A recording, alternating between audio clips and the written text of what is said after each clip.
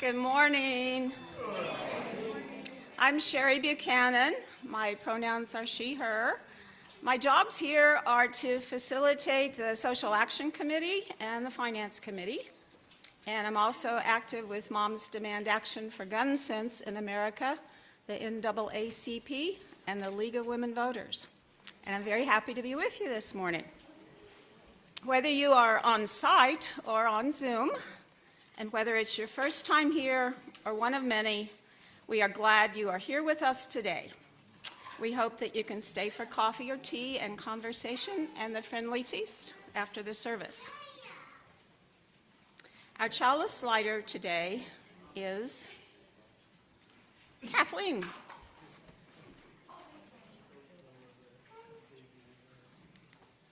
The chalice lighting words are by Alexis Engelbrecht.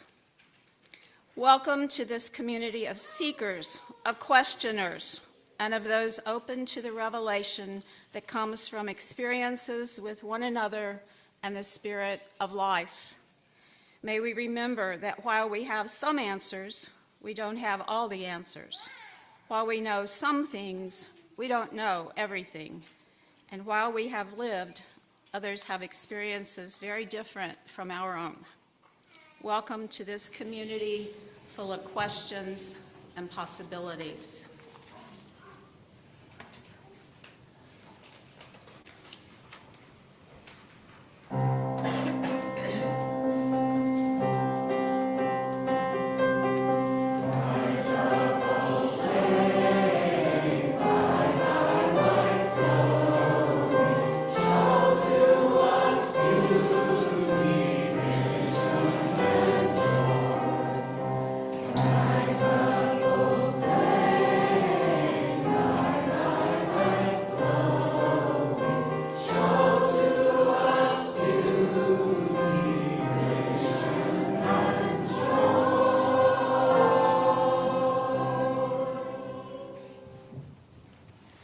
Good morning, everyone. Good morning. My name is Colin Jensen. I use he, him pronouns. I help out with our children's program here at First UU, and it is so good to be with you. I'm excited today because I get to share a story with you, and the author of this story, Chris Hadfield, is a Canadian like me.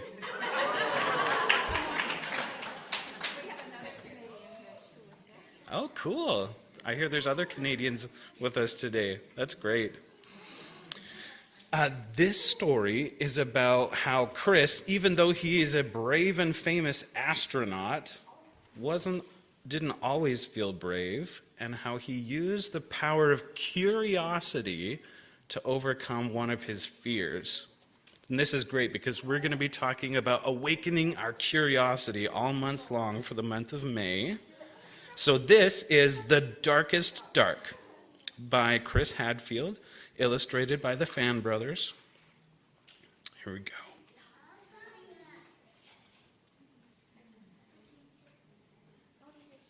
Chris was an astronaut, an important and very busy astronaut.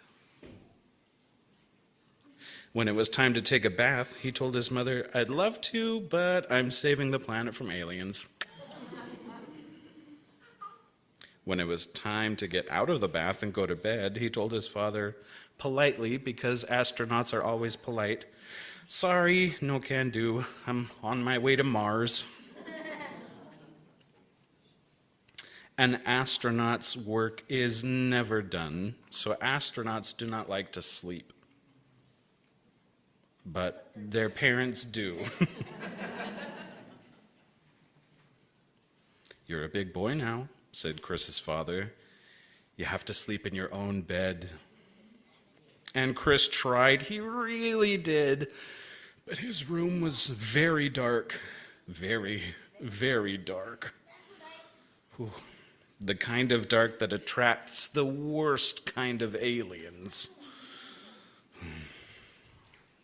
But his parents meant it.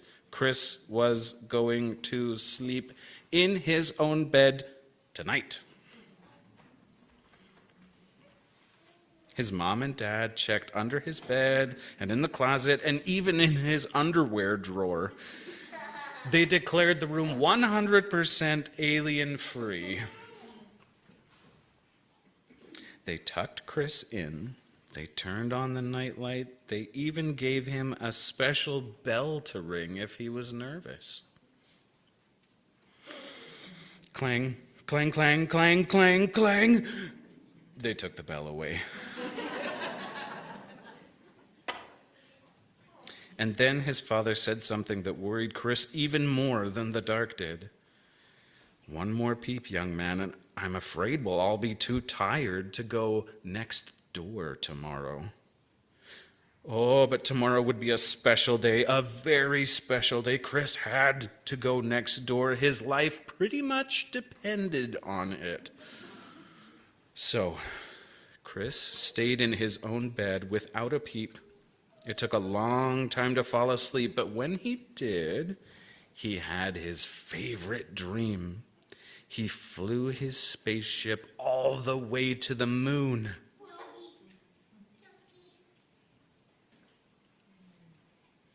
The next day seemed to last forever, but finally, when the moon was shining over the lake and the summer wind was ruffling the leaves of the trees, Chris ran next door.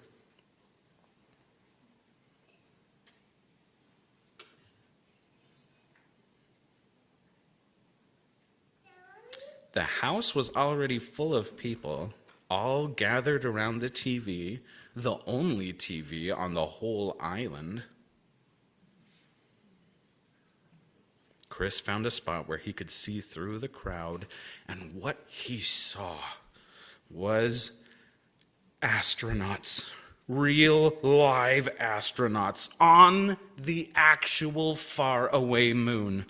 Oh, they were wearing puffy white suits and jumping for joy, jumping so high because there's so much less gravity there. The grown-ups huddled around the TV were amazed. Their whole lives long, they'd never expected to see this sight. Even Chris, who had been to the moon just the night before, was amazed. He'd never really noticed how dark it was there.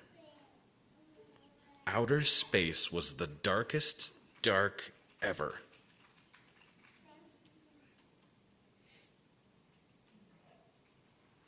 That night, Chris did a little experiment.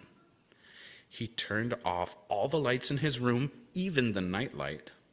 It was still dark, very, very dark. There were still shadows that looked a little, well, alien. Nothing had changed, but Chris had changed. He'd seen that the darkness of the universe was so much bigger and deeper than the darkness in his room. He was not afraid. He wanted to explore every corner of the night sky. For the first time, Chris could see the power and mystery and velvety black beauty of the dark. And, he realized, you're never really alone out there. Your dreams are always with you, just waiting. Big dreams about the kind of person you want to be. Wonderful dreams about the life you will live. Dreams that actually can come true. The end.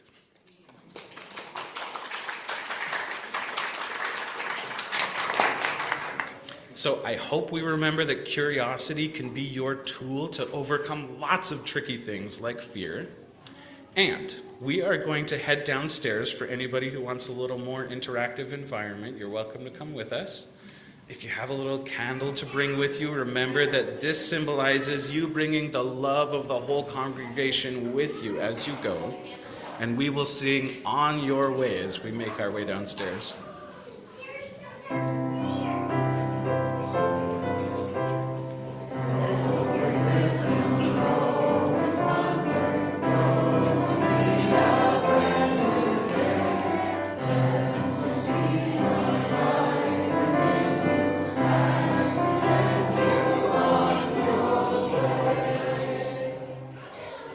Raise your hand if you remember remember watching that first moon landing in black and white TV?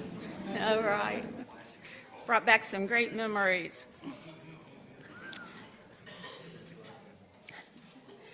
The prelude is Dance of the Hours, performed by Eva, by Poncelli.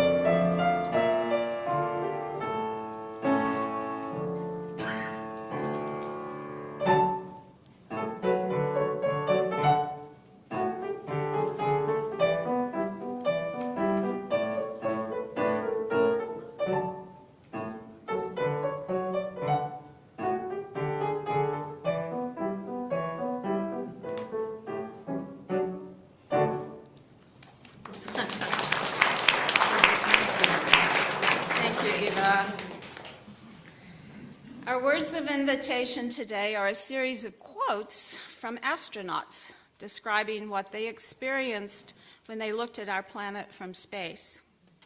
First is from John David Bartow. As I looked down, I saw a large river meandering slowly along for miles, passing from one country to another without stopping. I also saw huge forests extending along several borders, and I watched the extent of one ocean touch the shores of separate continents. Two words leaped to mind as I looked down on all of this: commonality and interdependence. We are one world. The second is from Donald Williams. For those who have seen Earth from space, and for the hundreds and perhaps thousands more who will, the experience most certainly changes your perspective. The things that we share in our world are far more valuable than those which divide us. And the last is from William Anders. We came all this way to explore the moon, and the most important thing is that we discovered Earth. This month's theme for focus and reflection is awakening curiosity. Our hymn of the month for May is Touch the Earth, Reach the Sky. It's number 346 in the gray hymnal, and the words will also be on the screens. 301. Oh, 301. Okay. Thank you. You are welcome to stand or remain seated as we sing together.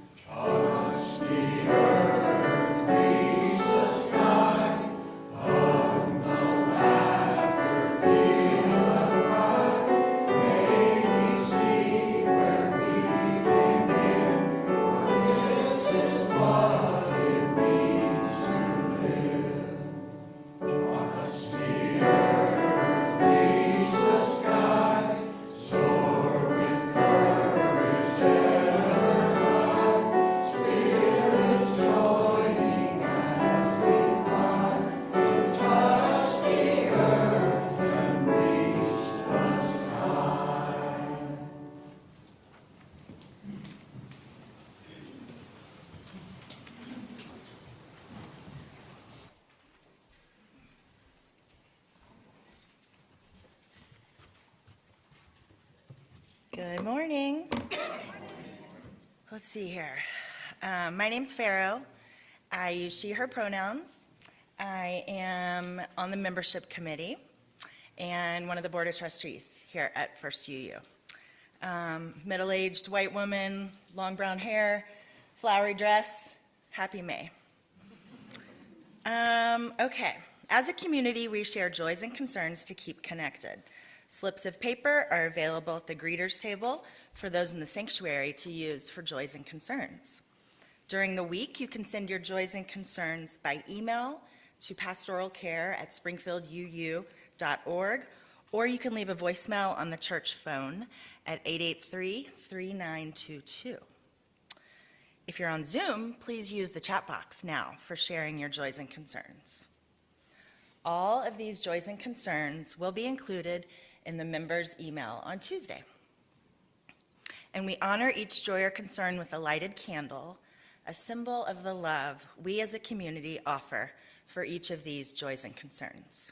And this morning we have Kathleen lighting our candles. So now, as we begin this time of sharing, know that though we are in multiple physical spaces, we are together in beloved community. So to begin, we hold and love all of us, those present and those absent. We light a candle for our church community. We're going to go with the chat box first today.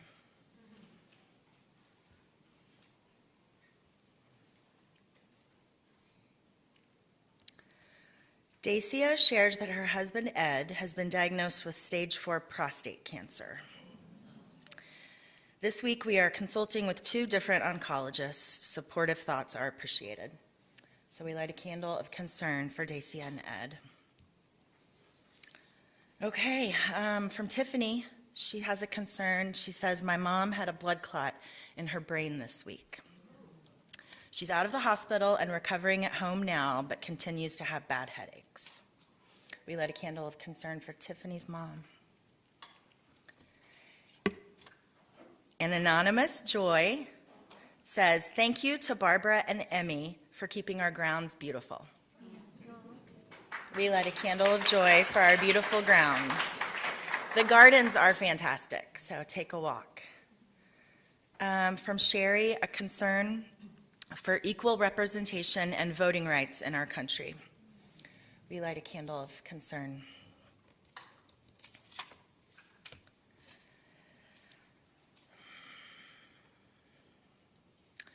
We honor the complex and heartbreaking struggles of our world. We light a candle for all who are impacted. And in closing, for those joys and concerns that remain unspoken in our hearts, we light a candle. May we hold each of these joys and concerns in our hearts and minds. May our community of love ease sorrow and boost celebration.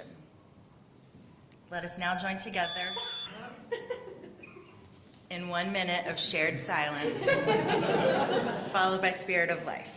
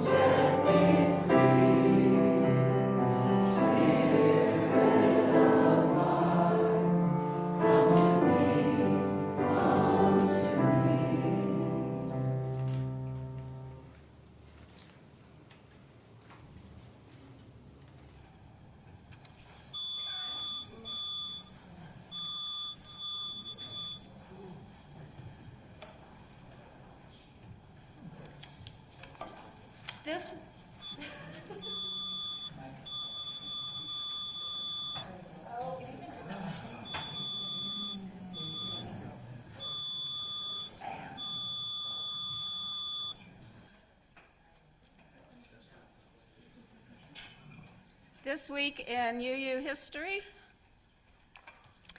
sometime in April of 1953, a newspaper ad announced a Springfield meeting with Monroe Husbands to learn about Unitarianism.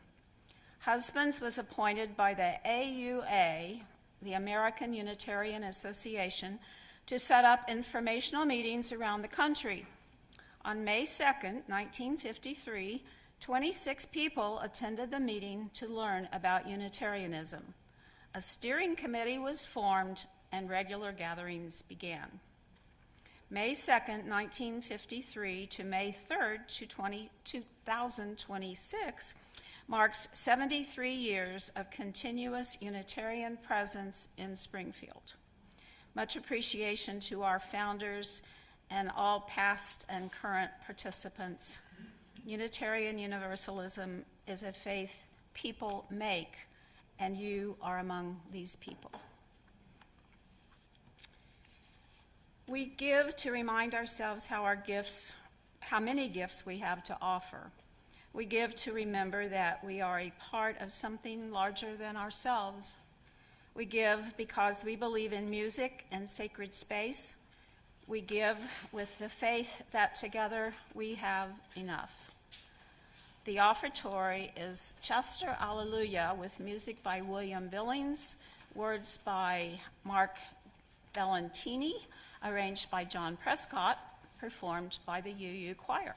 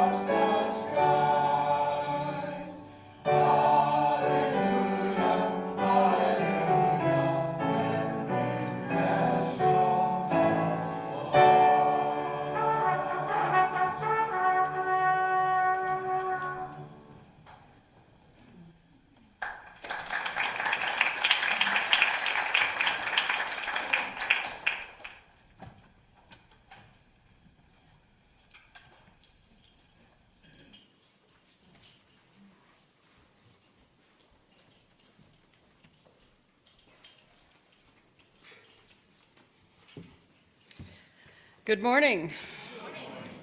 I am Reverend Dr. Michelle Scott Huffman. Stop. Stop. That's new here. So I just got my fancy hat yesterday to wear at graduation. So anyway, I am the minister here at First UU. I'm excited to be here with you today. Someone asked me if I was preaching this weekend, and I said if I remember how, because I haven't been here for 2 weeks, and so it feels like when you get out of that rhythm, you don't remember how you did the thing that you always do. So I am a middle-aged woman. I'm kind of average height with short, spiky, salt and pepper hair, and the plaid of the day is brought to you by the colors blue and teal. Some of you understand that reference. So the book that we read this morning for the Time for All Ages was by astronaut Colonel Chris Hadfield. And I actually have been in reading conversation with the Colonel myself this week. Each week, when I remember, I post the books that I have been in conversation with while writing that week's sermon, both on the bulletin board over there and in the Zoom notes. And so Chris Hadfield also wrote a book called An Astronaut's Guide to Life on Earth, in which he shares some of his experiences of space travel and teaches readers how to apply what he calls astronaut thinking to everyday life, focusing on preparation, competence, managing crises through detailed planning, and focusing on the small details rather than just visualizing success. So he says when people say don't sweat the small stuff, they're wrong. And he actually had to break into the International Space Station with a Swiss Army knife once. So I'll take him as an expert in preparing for the worst. So we are talking this month about awakening curiosity and how fun is it that just recently the Artemis II mission has gone out and come back successfully. And so that's where most of the information that I'm sharing today came from, is some of those experiences and the experiences of people who have been astronauts throughout the years. So on April 10th of this year, the 4 astronauts of the Artemis II mission returned home. They were the first humans to venture toward the moon in over a half century. Their journey took them 212,000 miles away, further into the deep black that we heard about in that book this morning than any other human in history. But for the crew, the most visceral moment wasn't the distance, they said, it was the return. Astronaut Victor Glover described the final minutes of re-entry as a 5-second free fall that felt like diving off a skyscraper backwards. As they plummeted at 30 times the speed of sound, their heat shield charred and eroded by 5,000-degree temperatures. Why do we take such risks? We do it because curiosity is an evolutionary drive. As Canadian astronaut Jeremy Hansen reflected, to begin to understand what exists beyond our own worlds and how we interact with what's out there, we have to be willing to accept a little more risk than we were willing to accept in the past. In his book, The Overview Effect, Frank White offers a parable to explain our drive toward curiosity. He calls it the story of the explorer fish. He says, imagine that a fish spends its life in the liquid world, unaware that sky even exists. To that fish, water is the invisible context of life. But one day, this fish follows its curiosity and leaps out of the water. For a brief moment, it sees the ocean from the outside. Water is no longer the world. It is a visible place to go to and come from. We are that fish. For millennia, Earth has been our ocean, but when we follow our curiosity into space, we achieve a cognitive shift in awareness. We see the Earth as a tiny, fragile ball of life, hanging in the void, shielded and nourished by a paper-thin atmosphere. The book, The Overview Effect by Frank White, explores how the experience of space travel fundamentally changes human consciousness and our understanding of our place in the universe. In addition to the explorer fish image, some of the wisdom that he shares includes his definition of the overview effect, which is a cognitive shift in awareness experienced by astronauts viewing Earth from orbit or the lunar surface. It involves seeing the Earth as that tiny, fragile ball of life hanging in the void, shielded and nourished by a paper-thin atmosphere. After having that experience, astronaut after astronaut talks about how they have had this shift in awareness and identity. We heard those quotes that made us realize that from space, national boundaries and imaginary lines vanish. There are no countries' borders. There are no this way and that way, this person's and that person's. It's all just one fragile ball of life. And having seen that, astronauts often experience a shift from identifying with a specific country to identifying with the Earth as a whole system. They name the experience of universal interconnection, which is, by the way, a UU principle. The perspective reveals that everything is interconnected and interrelated, with every part being a subsystem of a larger whole. This leads to a profound understanding of the interconnection of all life and a renewed sense of environmental responsibility and just plain human responsibility to the other people that share this fragile Earth with us. They talk about the universal insight, this intensification of the overview effect that occurs when astronauts look beyond Earth to understand the nature of the entire universe and humanity's role within it. This shift in perspective does something radical. It uncenters us as the center of our own universe. It uncenters us as individuals, us as families, us as communities, us as states, us as countries, us as Democrats, us as Republicans, us as men or women, all of the different ways that we define ourselves over and against what is not us, and all of us become us when we uncenter ourselves.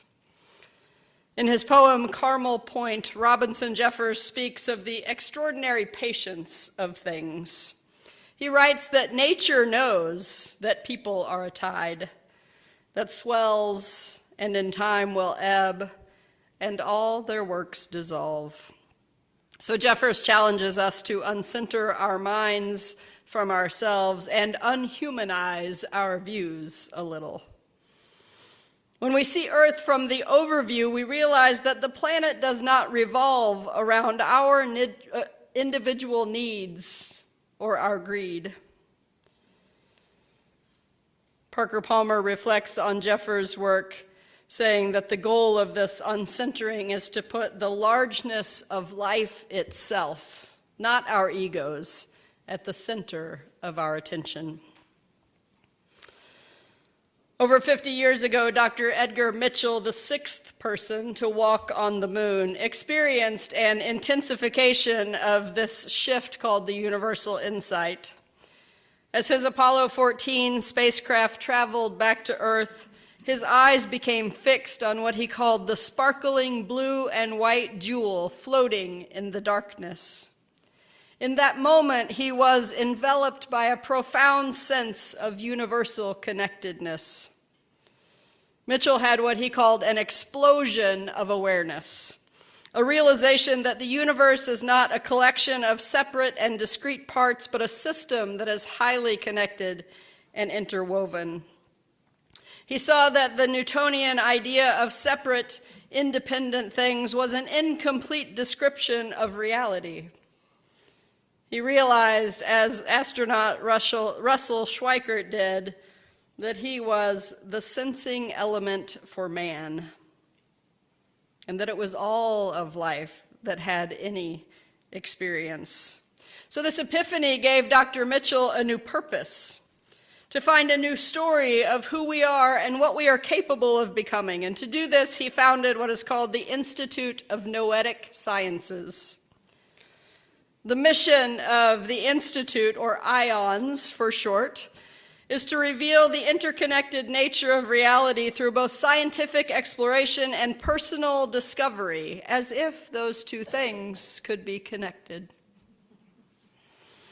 It follows the wisdom that when we access our innate knowing and inner wisdom, we move from the narrow, isolated I to a thriving, compassionate we. Like the Artemis II crew, who describe themselves as the closest four humans can be and not be a family, we discover that we are all in this together. Frank White suggests that we don't need to orbit the moon to experience this awakening. We can all become what he calls terranauts. People who achieve astronaut awareness while remaining on the surface. Charles Lindbergh, in his preface to Michael Collins' book, Carrying the Fire, spoke of his own experience of what he called such extension. He writes, "It was over the Atlantic Ocean on my nonstop flight with the Spirit of St. Louis. I had been without sleep for more than 2 days and nights, and my awareness seemed to be abandoning my body to expand on stellar scales. There were moments when I seemed so disconnected from my world, my plane, my mind, and my heartbeat, that they were completely unessential to my existence. Experiences of that flight combined with those of ensuing life have caused me to value all human accomplishments by their effect on the intangible quality we name awareness." To be a terranaut is to realize that we are already on this natural spaceship called Earth, hurtling through the universe at incredible speeds. It is to live with the confidence of the rock and the ocean we are made from. Excuse me, but what about those of us who won't be going to space or making a solo coast-to-coast flight anytime soon? How do we achieve a shift in perspective so profound that it can change us? In my own life, I have a practice that I call right-sizing. When I get a little too wrapped up in the crisis du jour, I try to find the closest body of water, something bigger than a puddle. Hopefully something that I have to look far to see another side of. And I stand at the edge of that body of water, and I take a stone or something, and I drop it in, and I watch the ripples. And I know that that action that I just took will travel farther than I can imagine and impact everything living in that body of water.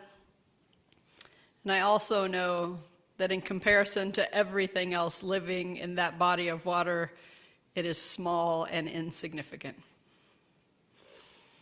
And so while my actions in every crisis matter immensely, it is never as consequential as I think it is.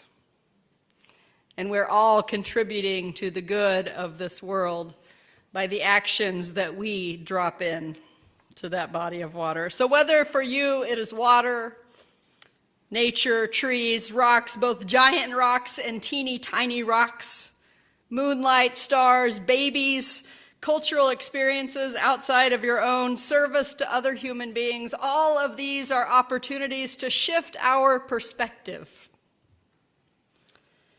so that we can see the bigger picture.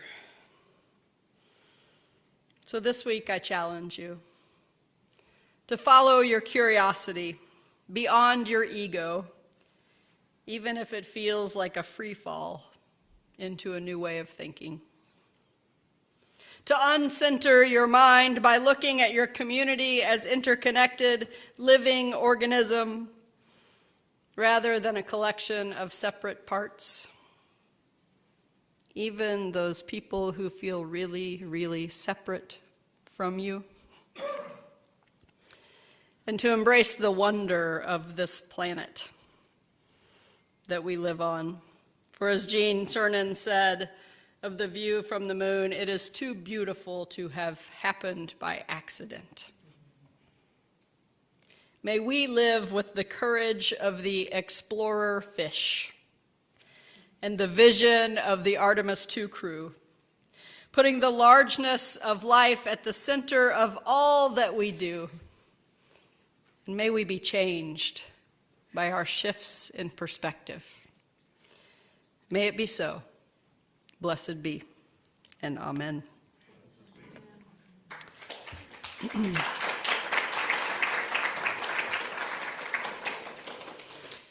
As Eva plays the interlude, I'll invite you into some visual meditation. There will be a slideshow playing of images from space exploration, most of them from Artemis II, but some others sprinkled in there.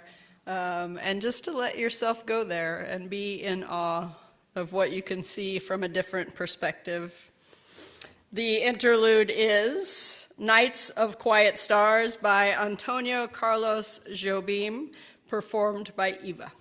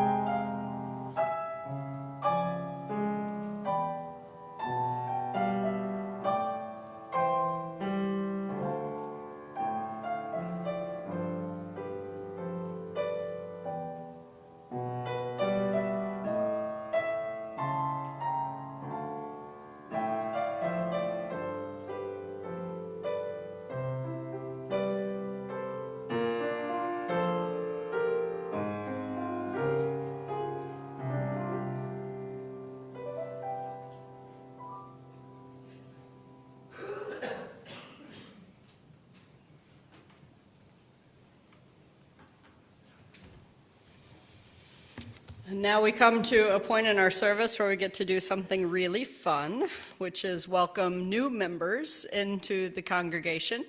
So I'll invite Pharaoh to join me up here as a representative of the membership committee, and we will get started. Hello again. The Reverend A. Powell Davies wrote that joining a church such as ours means essentially three things. You are in fundamental sympathy with the principles of freedom and reason in religion and life. This is the basis for our creedless church. You commit yourself to the importance of an organized religious fellowship.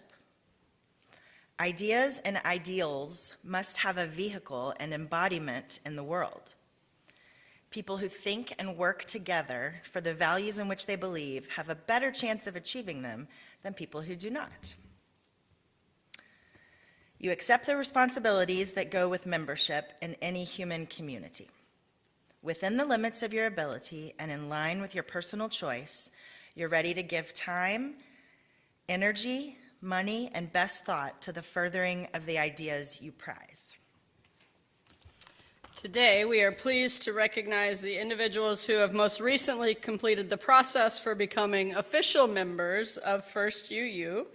They've completed an orientation through something called Pathways to Membership, sort of build your own curriculum process, and are ready to sign the membership book, which is here on the table with our chalice today.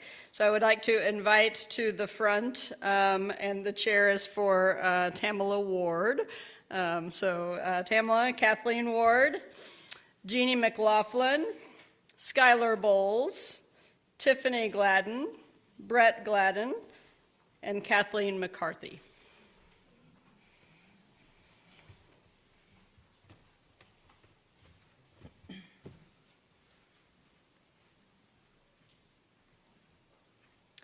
By becoming a member of a Unitarian Universalist church community, you join all of us in accepting responsibility for the welfare and extension of liberal religion and affirming the principles of Unitarian Universalism. You bring to the church your unique talents, energy, conviction, and financial support, knowing that our community will prosper as we invest ourselves in it. I will ask now that the members of the congregation stand or enter into any posture of welcome you prefer. After the affirmation by the new members, I invite the congregation to read the response together, the words of which will be posted on the screen. So we invite the incoming members to affirm their intent. And that intent is to offer my commitment to this church community, to all its members and children, and to the mission of the congregation and the guiding principles of Unitarian Universalism. I offer the energy of my heart, my mind, and my hands that we may all grow in spirit, in hope, and in understanding. Do you affirm to uphold this commitment? If so, please respond with, I do. And now the congregation. We, the members of the First Unitarian Universalist Church of Springfield, honor and celebrate your decision to join our common search and become part of our beloved community. Your presence here will enrich us, and your offer of yourself encourages us all toward a life of greater wholeness. We covenant with you and with each other to honor the basic principles of mutual respect and service. We understand that by you joining us, our community is forever changed, and here and now, we embrace you as part of us. Welcome.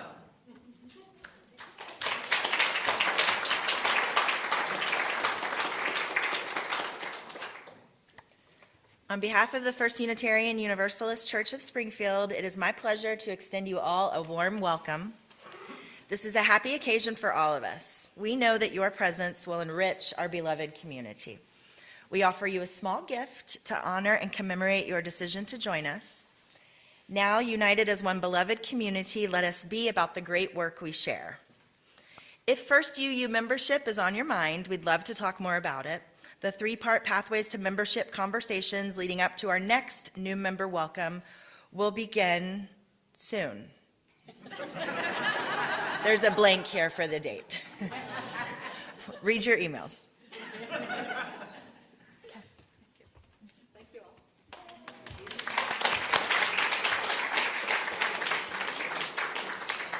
So new members, please come up after the service to sign the book.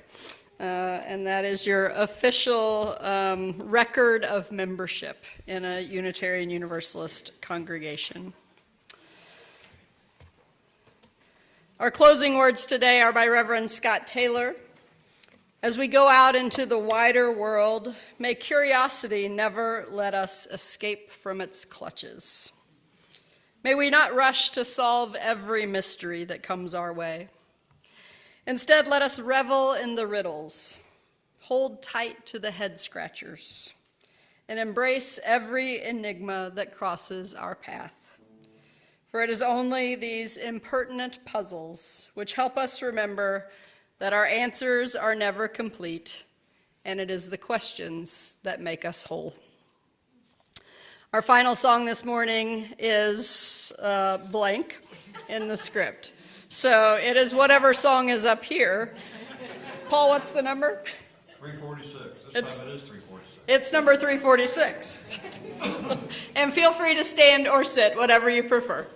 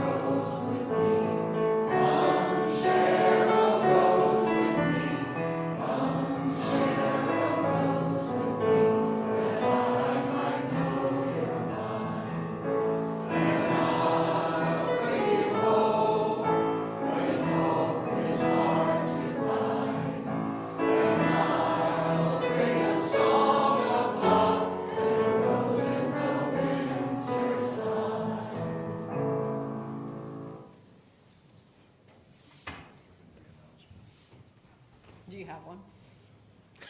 Yes. A couple of quick announcements. If you want to sit down, go ahead. If you want to stay standing, go ahead. One of them is we have a bit of a celebrity with us today. Rollin, who is our administrator here, that we never ever see. And with his lovely wife, Raisa, Welcome. And they're here to join us today for our Friendly Feast and to answer questions that you might have about things like our directory online and Breeze and church emails and things like that. So you're going to want to sit at their table if you have some questions like that. Another announcement is if you haven't already been, or if you have already been, the library book sale, it's Bag Day. So that's where you'll find me immediately after I leave here, gathering multiple bags of books. So my secret is, we're sort of a religious minority, probably an ideological minority around here. And on Bag Day, all the other people have come and gotten all the other crap out of the way. So this is when you can go and get the really good stuff. So that's that. The other thing is, do stay for Friendly Feast, whether you brought food or not. Somehow it will be enough, and we will share a meal together and share our lives together. And I think Paul has an announcement. People come and people go. You may have noticed it's kind of sparse in the choir again. Several people have left due to family obligations, work obligations, and etc. If you can sing, please come and join us. We need basses, we need sopranos, we need everybody. So if you can come and join us, please do. We have some more, lots of great stuff to do, especially this month. There's some wonderful stuff coming up. So please, if you can sing, come and join us. Thank you. I'll show up at 9 o'clock on Sunday morning and talk to John. Where's John? Is he still here? I guess he left already. At 9 o'clock on Sunday morning. Be here. All right, excellent. So I'll invite our chalice lighter to come back up and extinguish our chalice. With appreciation for the folks who are with us on Zoom, when we talk about extinguishing our chalice, we say we'll now extinguish our communal and personal chalices and close with our unison sending words. Our service here is ending. Our service to the world begins.